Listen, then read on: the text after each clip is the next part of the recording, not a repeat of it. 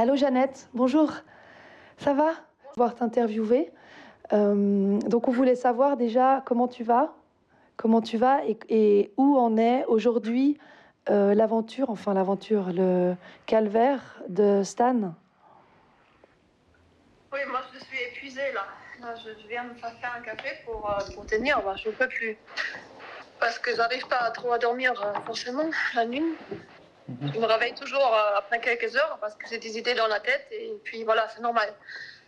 Bon, oui, la situation est grave. Hein. On est à 28 jours de grève de la faim aujourd'hui. Au moins, elle a le moral, on va dire. Hein. Enfin, à peu près. Elle essaye de garder le moral, un jour comme ci, un jour comme ça. Mais il essaye au moins de garder le moral mental, mais c'est pas évident dans une cellule où il n'y a pas de fenêtre, où on ne voit pas le jour, où on ne peut pas sortir, où on est à 11 personnes sur 19 mètres carrés, où il y a la télévision en permanence. Même la nuit, on ne peut pas échapper à ça. En plus, avec la grève de la faim, il a très froid. Non, il a eu mal au ventre là ces derniers jours et c'est pour ça on m'a appelé pour que je lui amène l'eau de coco. Et donc je lui ai amené tout ça. Et ça, ah oui, parce qu'il avait la fièvre aussi. Et donc ça lui a fait du bien, ça a fait descendre la fièvre. Et après, moi je voudrais qu'il continue avec l'eau de coco, mais il a dit il va mieux, la fièvre a descendu et son mal de ventre est parti et il va continuer la grève de la faim. Parce que là, je lui ai amené l'eau de coco encore et il a dit qu'il ne prendrait plus. Est-ce qu'il a accès à un médecin dans cette prison ? Il y a un médecin qui le suit, il prend la pression. Donc, et le gouvernement, il m'a dit il prend l'attention. Et le gouvernement Maduro se positionne là-dessus ? Est-ce que vous avez des infos sur la situation et leur positionnement ? J'ai aucune information là-dessus.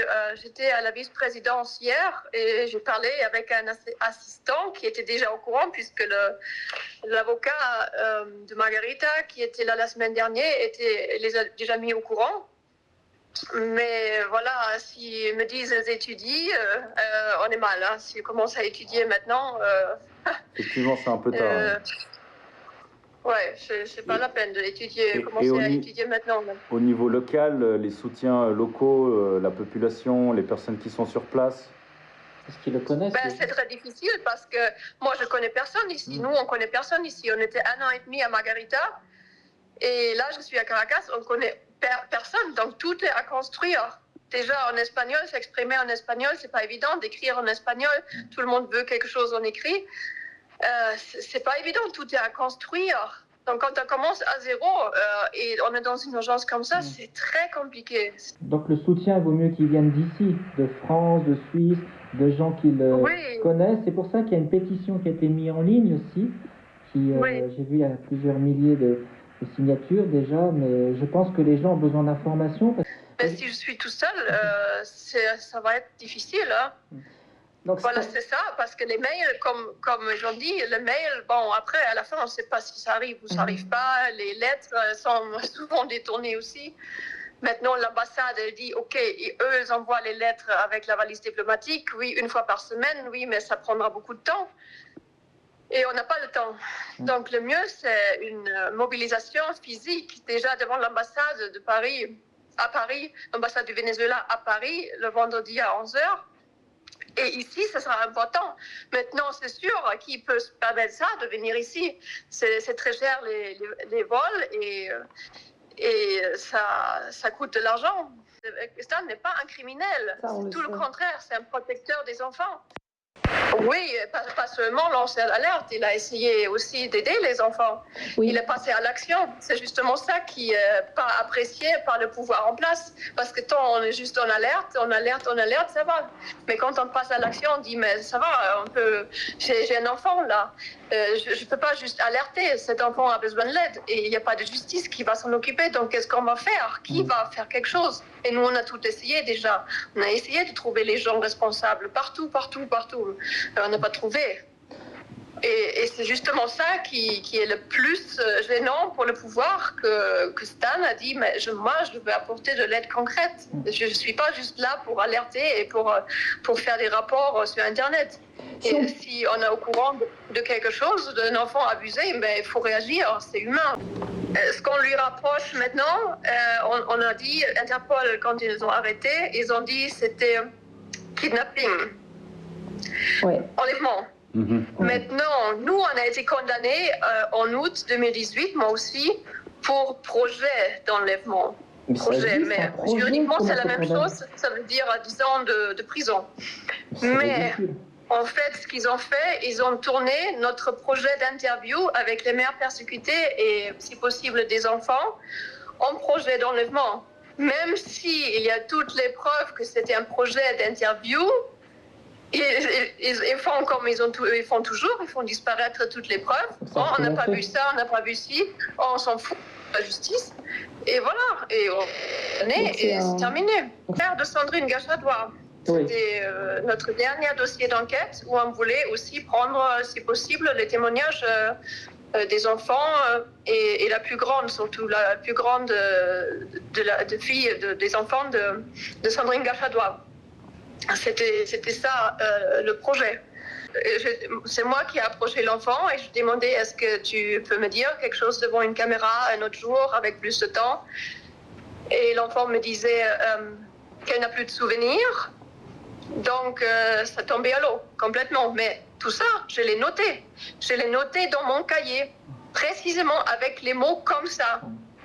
Et donc la police après, quand ils ont trouvé ce carnet, dans la voiture dans laquelle Stan se faisait arrêter un mois plus tard, à l'autre bout de la France, vers Besançon, ils ont trouvé ce cahier. Dans ce carnet, dans la première page, il y a mes notes concernant qu'est-ce que j'ai demandé à Léa, la plus grande des enfants de Sandrine Gachatois. Est-ce que tu peux me dire quelque chose devant une caméra un autre jour avec plus de temps? Donc caméra, c'est pas un projet d'enlèvement. Et eux disent, voilà, ici c'est la preuve, on tient la preuve du projet d'enlèvement. Ici il est, mais la première page, on ouvre, mais non, caméra, tu peux me dire quelque chose, voilà. Mais voilà, il n'y a rien à faire, hein. La justice, elle fonctionne comme ça. Ma question, c'est que c'était un premier jugement, il n'y a pas eu d'appel, il n'y a pas eu d'avocat. C'est-à-dire qu'ils ont fait un jugement, ils n'avaient pas pu faire appel, il n'y a pas de défense, il n'y a pas eu de défense de votre côté. Donc ça, c'était en première instance. Maintenant, je crois savoir qu'une amie qui est mise en cause dans la même histoire pour nous avoir prêté le camping-car pour nos enquêtes a fait appel. Donc à vérifier, parce que s'il y a appel, je ne sais pas comment Interpol peut intervenir. Moi, je n'ai rien du tout reçu. Moi, j'ai les documents que j'ai incarcérée dans cette histoire, parce que dans la même histoire, j'ai déjà été incarcérée en 2012-2013 en France, 3 mois et demi. Pour la même histoire. Pour la même histoire, en détention provisoire. Et après, j'étais libérée provisoirement, et après, j'ai disparu. C'était où? C'était où Après, j'ai disparu parce que je craignais 10 ans de prison ou l'asile psychiatrique. Et à la fin, ils m'ont condamné à 1 an, il me semble, avec du sursis. Donc ça veut dire qu'il n'y a aucune preuve. À 5 ans, ils enferment. Et pourquoi Sainte? En Charente-Maritime. En Charente-Maritime. Parce que c'est la personne qui a porté plainte, c'est qui? C'est la famille? C'est le père, la mère? Celui qui a accusé, c'est le procureur de Sainte. Parce que, comme ils ont su que nous avons enquêté sur l'affaire de Sandrine Gachatois, donc sur les malversations de ce procureur Philippe Coindeau à Sainte, comme il a su que nous étions en train d'enquêter sur ce cas, lui, il nous a accusés avec ce soi-disant projet de kidnapping, puisqu'il était un peu inquiet. Donc c'est le procureur tout seul. C'était le procureur tout seul au début. Et après, bien sûr, il se joint la famille Calulo, l'ex-mari de Sandrine Gachatois. Ça serait intéressant de savoir quel lien ils ont avec tous ces réseaux. Mais bon, Oui, ça c'est intéressant. Nous avons mis en lumière avec toutes les interviews que nous avons faites entre 2011 et 2012. Je ne sais pas si vous avez vu notre documentaire Jeannette Lehmann et Stan Mayo, Le Retour. C'est un peu notre défense. Et là-dedans, nous avons le témoignage de plusieurs femmes qui racontent ce qui leur est arrivé. Dans cette histoire, quand leurs enfants se font abuser, ils vont à la police et qu'est-ce qui se passe ensuite, toutes les étapes, pour comprendre le système. Que ce n'est pas un cas isolé. C'est systématiquement que la justice dysfonctionne. La justice, c'est en fait l'organisation criminelle. Voilà. Et ça a été déjà dénoncé par le rapport de l'ONU de 2003. Donc, en France, la justice, sur les histoires de pédocriminalité, ne fonctionne pas. On ne peut pas faire confiance. La justice, en fait, elle est complice. C'est de la complicité de la justice française. C'est le bras armé de la terreur d'État. Voilà. C'est leur moyen d'action pour éliminer, neutraliser toutes les gêneurs. Parce qu'il a touché à quelque chose, à des réseaux, des personnalités hautement placées, Nous avons mis en lumière que ça n'a aucun rapport si une personne est haut placée ou quelqu'un à moitié handicapé mental qui viole les enfants. Ils sont tous de la même façon protégés par la justice. Bien sûr. La justice, c'est en fait l'organisation criminelle. Voilà. Et ça a été déjà dénoncé par le rapport de l'ONU de 2003. Donc, en France, la justice, sur les histoires de pédocriminalité, ne fonctionne pas. On ne peut pas faire confiance. La justice, en fait, elle est complice. C'est de la complicité de la justice française. C'est le bras armé de la terreur d'État. Voilà. C'est leur moyen d'action pour éliminer, neutraliser toutes les gêneurs. Parce qu'il a touché à quelque chose, à des réseaux, des personnalités hautement placées, Nous avons mis en lumière que ça n'a aucun rapport si une personne est haut placée ou quelqu'un à moitié handicapé mental qui viole les enfants. Ils sont tous de la même façon protégés par la justice. Bien sûr. N'importe qui viole les enfants bénéficie d'une protection d'État. En France ? C'est-à-dire que la justice dysfonctionne de façon systématique et généralisée. Donc on peut dire qu'il n'y a pas de justice dans les cas de viol d'enfants. Mais justement, Jeannette, si aujourd'hui on fait le point après toutes ces années d'enquête de ta part et aussi Stan évidemment, quel est ton point de vue? Parce qu'au fait, on sait que dans tous ces pays, dans tous les pays occidentaux, il y a ces réseaux qui agissent en sous-marin. Et aujourd'hui, on arrive avec... aujourd'hui, on en est là, Stan est en prison, toi, tu manques de soutien, et on voit que la population occidentale reste très mal informée concernant toutes ces thématiques. Je voulais avoir ton impression sur la situation globale après toutes ces années. Sur la situation globale, c'est toujours pire. Chaque année, c'est pire. On ne va pas du tout vers le mieux, on va toujours vers le pire. Parce que maintenant, en plus, on a la révolution du genre au-dessus de tout ça. Parce que la protection institutionnelle de la pédocriminalité, ça fait des décennies que ça dure. C'est pas quelque chose de nouveau, c'est des décennies que ça dure. C'est-à-dire qu'il y a toute une génération d'enfants déjà adultes, maintenant pères et mères eux-mêmes, qui violent les enfants. Pourquoi? Parce qu'eux-mêmes, ils ont été abusés, ils n'ont jamais trouvé justice. Donc c'est une reproduction exponentielle de prédateurs. Pourquoi? Parce que la justice systématiquement et généralisée ne fonctionne pas. Alors, tu parlais des personnes haut placées. Et justement, tu parlais des personnes haut placées, tu parlais des différents types d'agresseurs, que ce soit des personnes très haut placées. On sait que dans le monde des magistrats, justement, on sait qu'il y a beaucoup de ce genre de pratiques complètement terribles. Mais tu as mentionné aussi le cas des handicapés mentaux ou des gens qui avaient vraiment des problèmes psychologiques. Mais selon toi, quelle est la portion de ceci, quoi, sur toutes les agressions qui existent aujourd'hui dans tous ces pays? On sait qu'il y a énormément d'enfants qui disparaissent. tous les cas que tu relates, etc. Moi, j'ai vraiment l'impression qu'il s'agit, comme tu disais, d'une organisation, d'une réelle organisation. Et même ces handicapés, entre guillemets, ou ces personnes très dangereuses qu'on présente comme des kidnappeurs ou des pédophiles isolés, semblent également servir à la machine, au réseau, justement. Est-ce que tu vois vraiment la main d'une organisation profonde? Ah oui, tout à fait. C'est pas... Si on est arrivé à un point de dire que la justice fonctionne systématiquement et généralisée, ça veut dire qu'il y a un système, il y a une volonté, et ça ne date pas d'hier. Le rapport de l'ONU l'a déjà mis en lumière en 2003. C'est grave, c'est vraiment un système, c'est pas...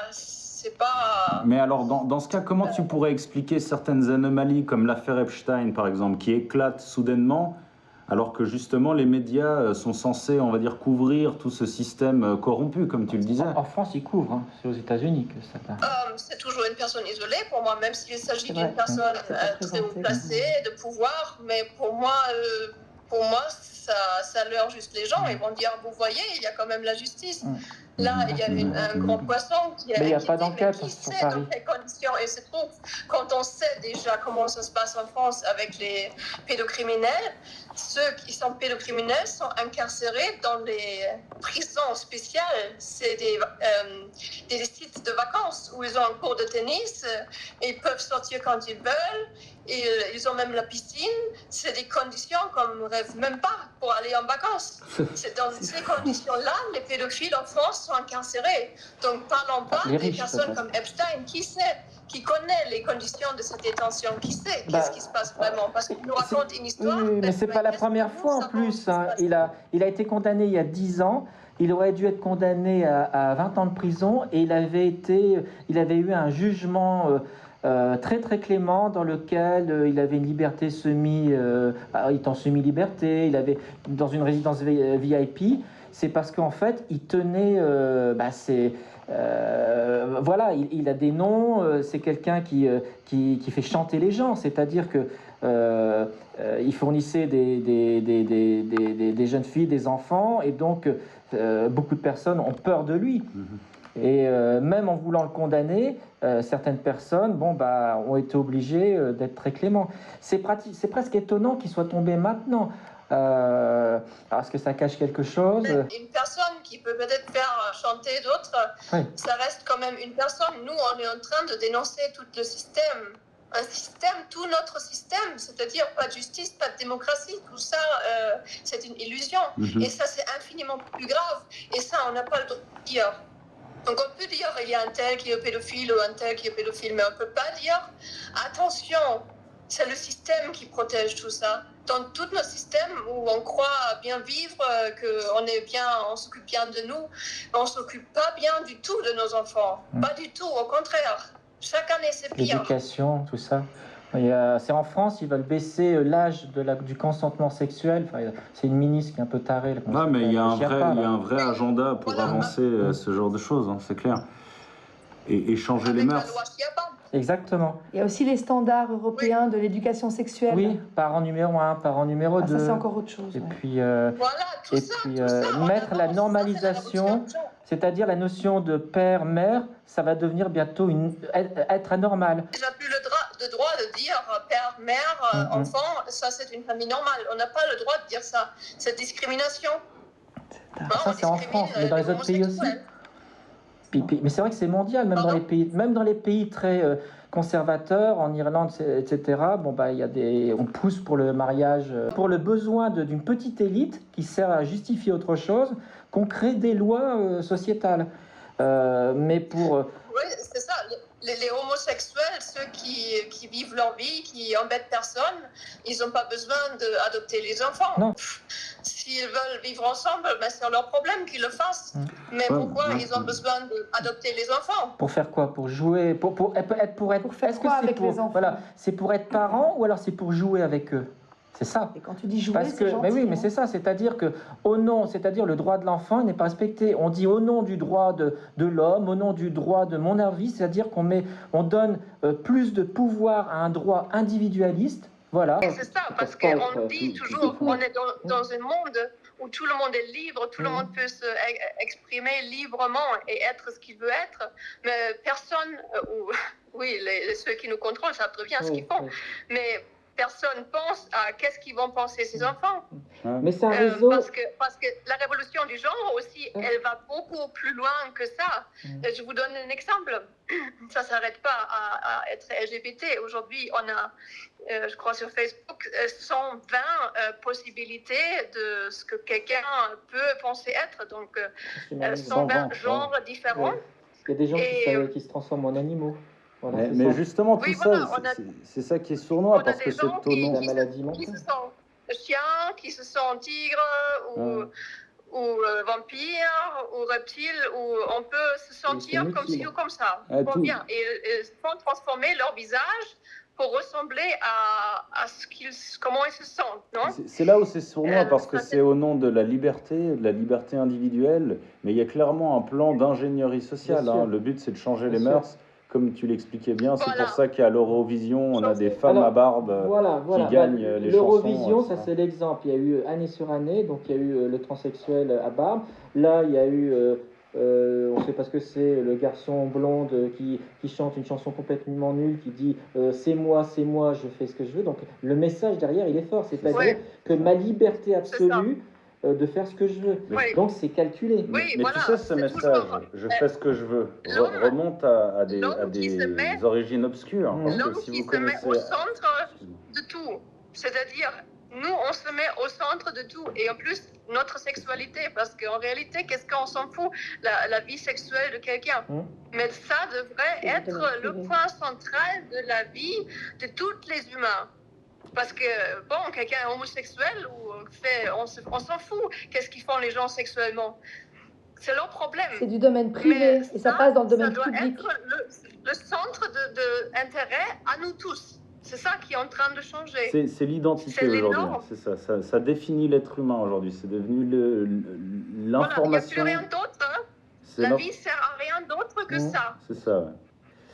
Mais c'est clairement du satanisme, comme on dit. C'est-à-dire qu'on oublie les choses qui sont sacrées, on oublie les choses qui ont de la hauteur pour partir dans la bassesse humaine. Complètement. Hein. Le but, c'est vraiment de rabaisser l'homme.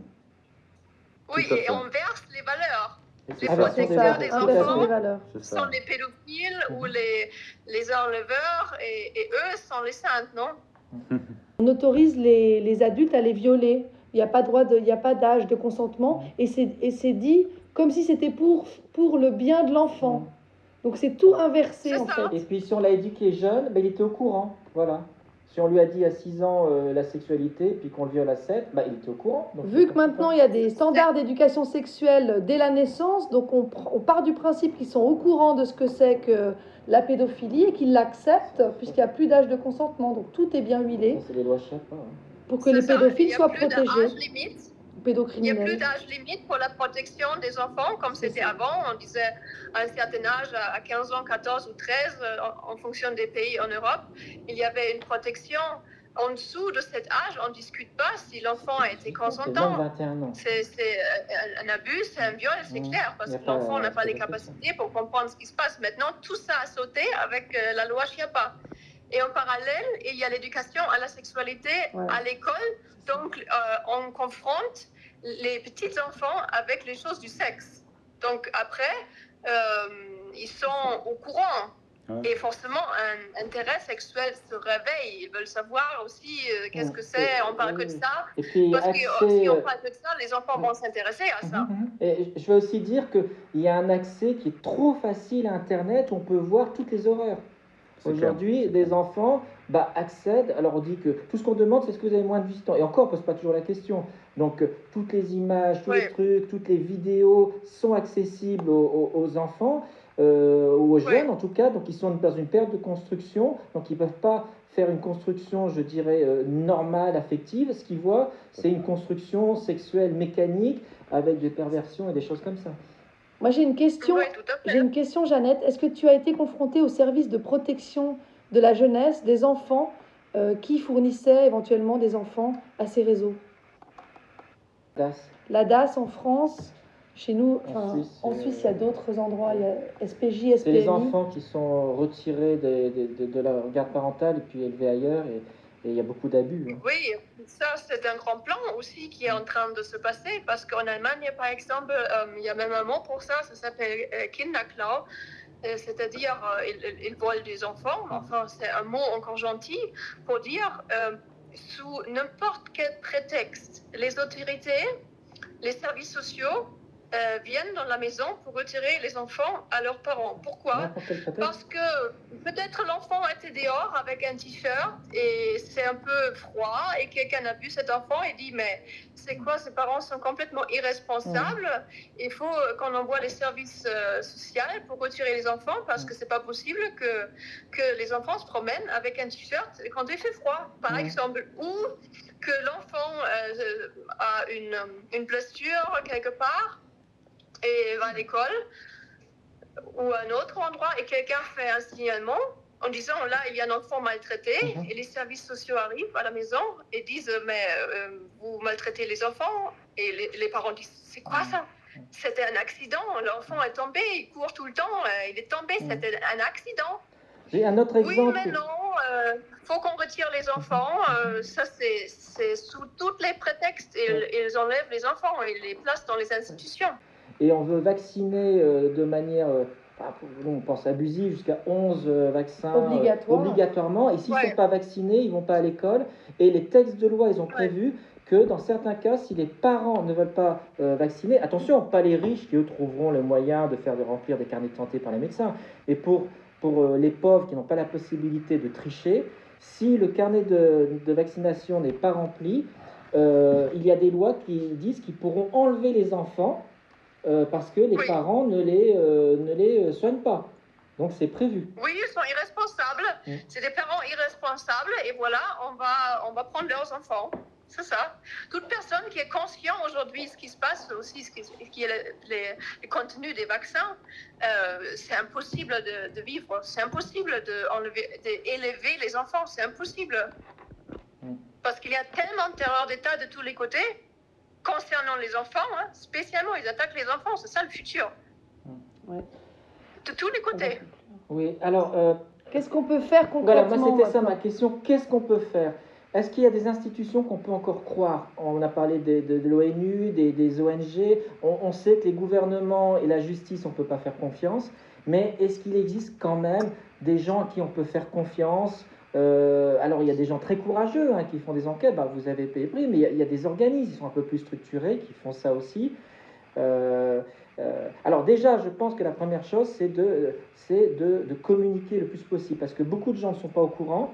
Beaucoup de gens ne veulent pas savoir parce que le responsable numéro 1, et on ne le dira jamais assez, la responsabilité numéro 1, sont les médias. Les médias qui censurent l'information.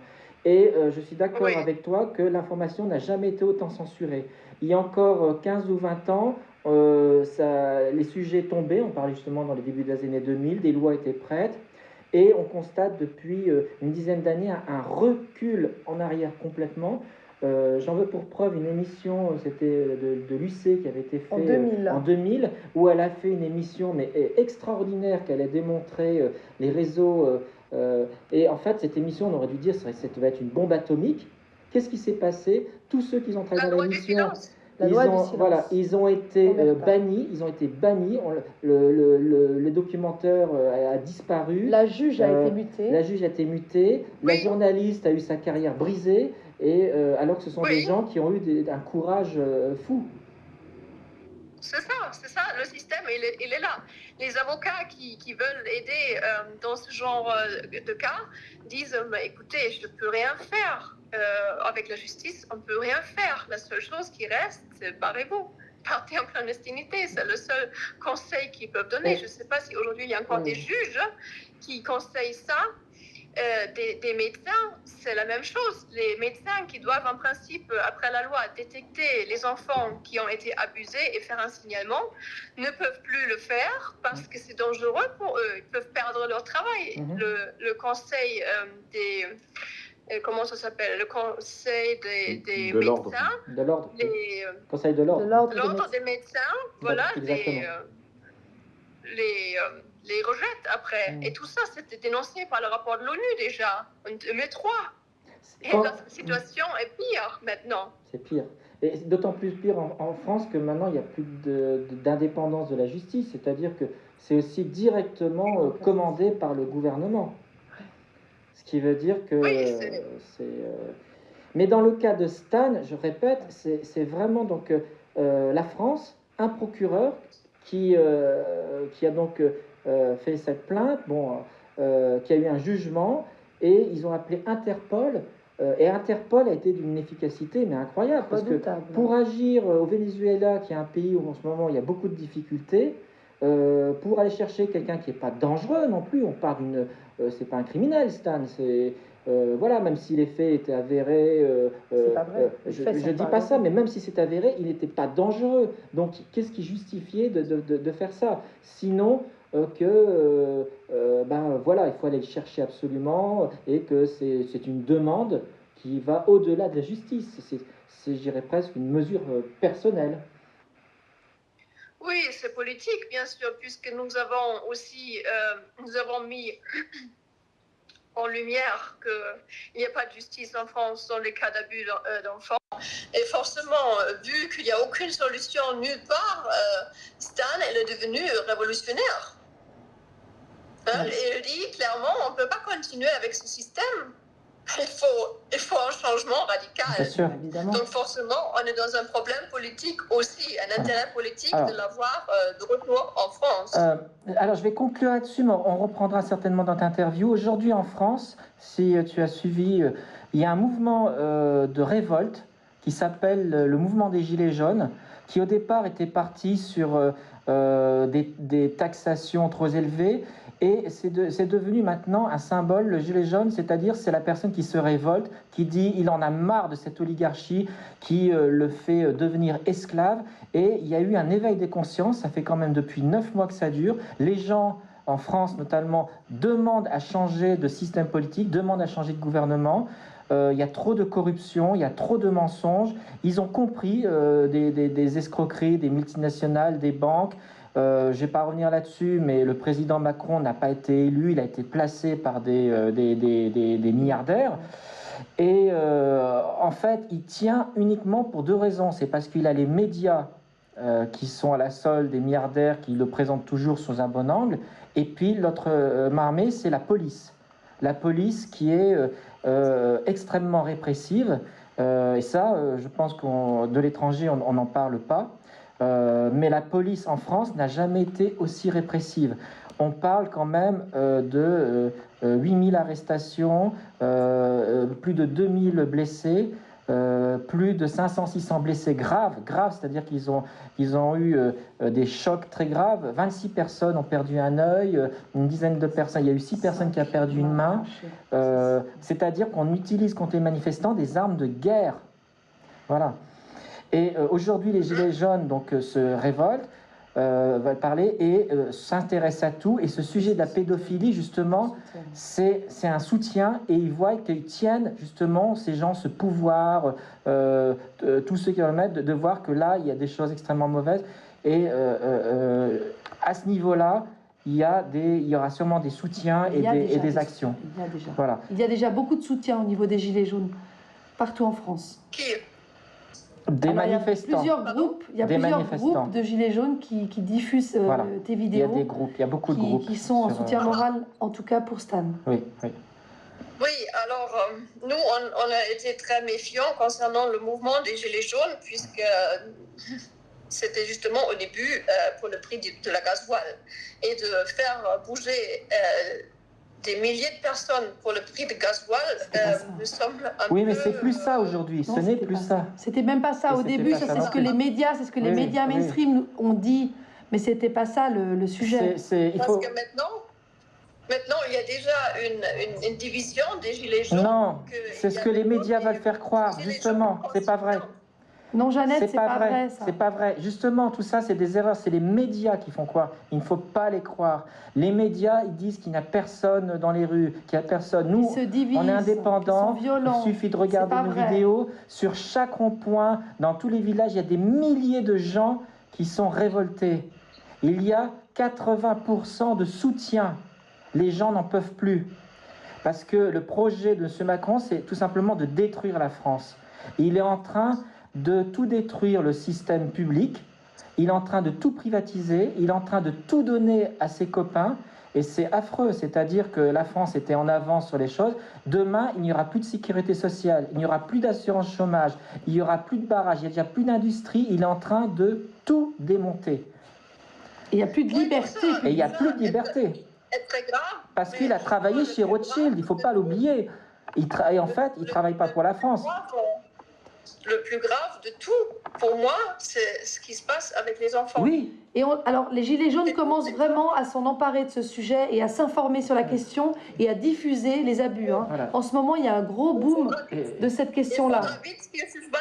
Il faudra vite qu'ils se joignent à ce combat parce que ça concerne leurs enfants. Mais ils y sont. Ils y sont en majorité, ils y sont dans ce combat. Mais après, comment faire? Il faut aller... faire des manifestations spécifiques, il faut dénoncer, parce que il y a eu dernièrement justement, c'est un policier, un grand directeur qui a été condamné pour pédophilie, mais il se protège. Il a quand même été arrêté, mais on ne sait pas son nom. Voilà. Alors qu'un manifestant qui a fait presque rien, il va prendre 4 mois, 6 mois de prison ferme pour des Pour avoir été présent à une manifestation, voilà. Par exemple. Non, mais comme tu disais, la première étape, ce serait peut-être de continuer à sensibiliser les gens, à diffuser l'info, parce qu'il y a encore beaucoup de gens qui ne sont pas au courant et qui ne se doutent pas qu'une telle atrocité puisse se produire et existe réellement. Donc il y a encore beaucoup de travail à faire pour réveiller les consciences. Ouais, mais nous, oui, mais il y a des milliers de personnes qui peuvent faire le relais. À 28 jours de grève de la faim. Là, maintenant, concrètement, qu'est-ce qu'on fait ? Bien sûr, il faut communiquer dans toutes les directions. Seulement, il faut une intervention depuis le Venezuela, parce que sinon, il ne va pas survivre. Déjà, ils veulent l'extrader. Et lui, il a dit, vous n'allez pas, si vous ne me sortez pas de cette histoire, moi... je préfère de mourir ici dans le pays de Chavez que dans les mains de la justice satanique en France. Ça ne va pas arriver que moi, vous allez m'extrader vivant en France. Ça n'arrivera pas. Donc sa première demande, c'est qu'il ne soit pas extradé. Ça, c'est déjà ça, que ça ne puisse pas être possible. C'est qu'on reconnaît le combat qu'on a mené pendant toutes ces années, qu'on met en lumière tout ce qui se passe en Europe, la protection institutionnelle de la pédocriminalité. Et la deuxième demande... elle fait tout ça. La deuxième demande, c'est faut... de ne pas être extradé. Oui, après, faire tomber, il faut alors, il y a des gens qui vont prendre des risques, mais je dirais les gens seuls. Nous demandons l'asile politique, c'est ça notre demande, c'était l'asile politique ici, mais pas seulement pour nous. Au début, on est venu ici comme précurseur, parce que l'idée était d'ouvrir une porte, une brèche pour toutes les personnes qui ne savent pas quoi faire, qui ne savent pas où aller avec les enfants abusés, parce qu'il n'y a aucune solution dans le monde entier. Depuis que la Suisse a fermé la possibilité de l'asile politique, il n'y a plus de possibilité nulle part dans le monde. Donc les enfants sont obligés de grandir jusqu'à l'âge adulte dans des conditions où ils sont violés. C'est impossible. Et ça concerne tellement de personnes. Alors, moi je pense qu'il faudrait rechercher des pays qui justement seraient d'accord pour faire cet asile politique. Alors il y a des pays qui sont plus... mais alors peut-être des pays en Asie, des pays peut-être en Amérique latine. Au Pérou, ils mais qui ne soient pas corruptibles facilement, c'est ça après. Normalement, le Venezuela est en lutte depuis l'ancien président Hugo Chavez contre l'Empire. Non, eux, ils appellent ça l'Empire, les États-Unis, mais nous, on appelle ça plutôt le Nouvel Ordre Mondial. Ouais. Donc, on pense que c'est quand même le même combat qu'on mène. Et qu'ici, la famille vaut quelque chose. Ils protègent les enfants et la famille et la femme et toute la famille, ce qu'on ne peut plus dire en Europe. Et la Russie, est-ce que ça serait une option ? Je ne dis pas que tout est parfait, mais je pense à Snowden, je pense qu'il y a des gens qui sont quand même trouvés refuge en Russie et que peut-être, au moins sur ce niveau de la pédophilie, il y a peut-être moins d'abus, je pense. Oui, en tout cas, ils ne suivent pas avec la révolution du genre en Russie. Voilà. C'est déjà un bon point. Poutine, mais les gens qui sont vraiment en lutte contre l'Empire, historiquement, c'est le Venezuela. Il y a peut-être l'Iran aussi qui clairement se positionne contre toute l'évolution dont on parle, hein, la théorie du genre, etc., l'ingénierie sociale. Et je pense qu'il serait intéressé d'accueillir des résistants dans votre genre. Clairement, depuis longtemps, l'Iran, bon, c'est un pays spécial, hein, avec une culture qui est très différente de la nôtre, mais eux accueillent des résistants très souvent. Hein.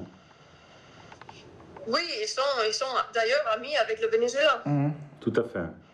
Alors, il faudrait demander peut-être une extradition vers un pays comme ça. Mais la Russie, c'est peut-être un moindre mal. Mais la Russie, je pense. Moi, je pense que la Russie, ça peut, au moins, même s'il y a des choses perfectives, hein, je ne défends pas tout, mais au moins à ce niveau-là. Poutine a déjà dénoncé. Poutine a déjà dénoncé plusieurs fois les réseaux pédocriminels. Oui, mais maintenant, on est dans une situation où nous avons tout essayé ici au Venezuela pour obtenir l'asile politique et on est dans une situation où maintenant Stan est incarcéré ici et le danger est qu'il va être extradé en France. Donc la question ne se pose plus où on peut trouver l'asile politique. Ça me concernera peut-être. Oui, mais il faut en parler quand même. On va essayer de jouer nos réseaux quand même. C'est que ça ne se produit pas. Que justement le Venezuela reconnaisse notre lutte et nous donne l'asile politique à tous les deux. L'objectif, il est là. Donc, pour résumer, il y a des rassemblements tous les vendredis à devant l'ambassade vénézuélienne à Paris, c'est ça? Oui, le vendredi prochain à 11h. 11h. Ça sera le prochain rendez-vous. Et après, moi, je ne sais pas, je sais que ça va être la semaine prochaine sûr. Après, ça commence à être beaucoup de jours. Je ne sais pas comment Stan peut continuer à tenir. Bien sûr, on veut faire pression au gouvernement du Venezuela pour reconnaître la cause, pour libérer Stan, pour faire savoir déjà qu'il y a un problème. Donc il faut une manifestation physique des gens qui se manifestent, qui expriment ceci. D'accord, donc l'appel est lancé, tu l'as déjà lancé plusieurs fois, on va le relancer. Nous, on va réfléchir à ça, puis on va revenir vers elle. Et on reviendra vers toi. Je pense qu'on a des pistes, on va réfléchir. C'était en tout cas très intéressant. Merci Jeannette. On garde le contact. Merci Jeannette, on est avec toi. Hein. Courage. Il y a encore peut-être quelque chose d'important du pourquoi Stan est si recherché. Je ne sais pas si vous êtes au courant de l'affaire Vincent, que lui, il avait déjà été condamné en 2007 pour soustraction de mineurs. C'est un enfant qu'il a essayé de sortir de ce réseau pédosatanique et ça s'est mal passé.